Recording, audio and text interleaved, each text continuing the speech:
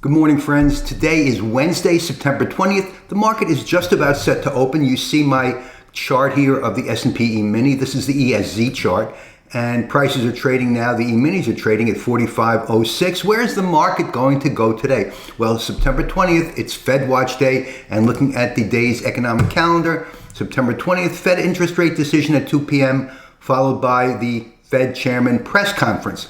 So moving over to the morning news. Morning news is flags are in the green, oil is down, and treasuries are down. Those are good. Those are two good signs. The rest of the morning news is entertainment only. It's nothing's going to tell you, nothing here is going to tell you which way the market is going to go.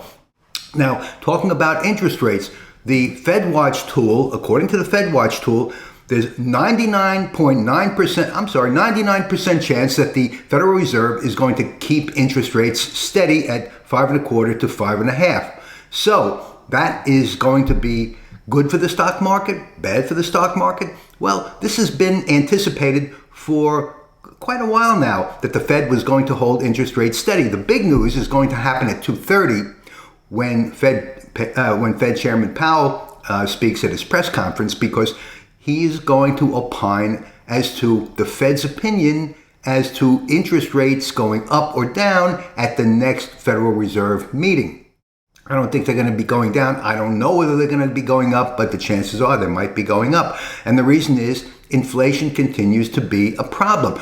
But inflation is almost all of it currently, today, as of September, most of the inflation is caused by the spike in oil prices. And that's because Saudi Arabia, our good friends in Saudi Arabia, who we built all these oil wells and oil fields for, well, they've decided to curtail production.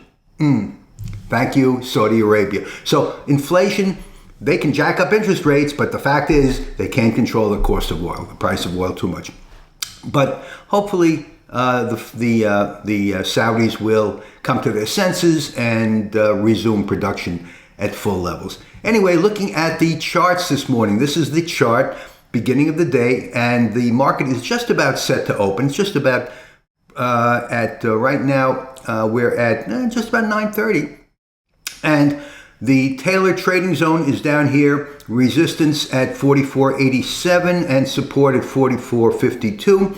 But because of the Federal Reserve news today, the market might not trade down where the Taylor calculator forecasts it might. Now, the Taylor calculations are based on price rises and falls over the past several days in terms of the rises from highs to highs, the falls from highs to lows, and then the rises from lows to highs and the falls from lows to lows. So it's a little bit complex. If you'd like to get more information about the Taylor calculator, you can get it on my site at timelessdollar.com, or just get Taylor's book at Amazon. Difficult book to read, but it's recommended. I recommend it for every trader.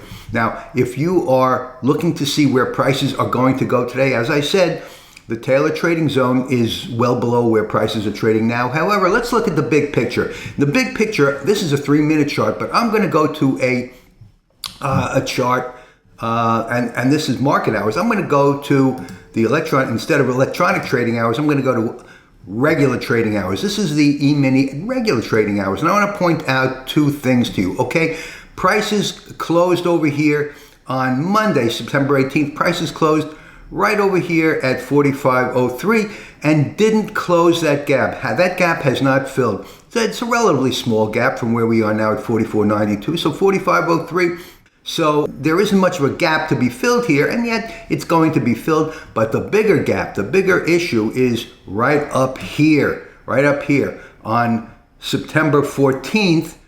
Prices closed at 44.59 and have not nearly closed this gap. So there's a gap existing on the E-minis at 44.59, call it 44.60. And so prices might stretch to reach up here. They're trading now at 44.92. So we're talking about around a 70-point rise. We'll see what happens during the day. Anyway, thanks so much for watching. Trade safely, use lots of patience, and I'll see you in my next video. Marv Eisen for Timeless Dollar Trading Academy.